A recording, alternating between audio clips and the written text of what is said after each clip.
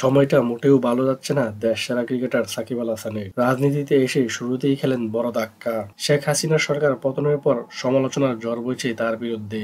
এরই মধ্যে হত্যা মামলার আসামি করা হয় বিশ্বসেরা এই অলরাউন্ডারকে। আবারও জনপ্রিয়তারও বাটা পড়ল তার। ফেসবুক অনুসারী কমেছে সাকিবের। আর সেই সুযোগে সাকিবকে টপকে গেলেন দেশের আলোচিত চিত্রনায়িকা পরীমনি। ফেসবুকে জনপ্রিয়তার দিক থেকে পরীমনি থেকে এগিয়ে ছিলেন বাংলাদেশি তারকা ক্রিকেটার সাকিব আল হাসান। সাকিব আল হাসানকে টপকে গেলেন পরীমনি। ফেসবুক পেজের অনুসারীর সংখ্যায় বাংলাদেশে এখন শীর্ষে রয়েছেন তিনি। গতকাল বিকেল পর্যন্ত তার অনুসারীর সংখ্যা ছাড়িয়েছে ১৬ মিলিয়ন প্লাস।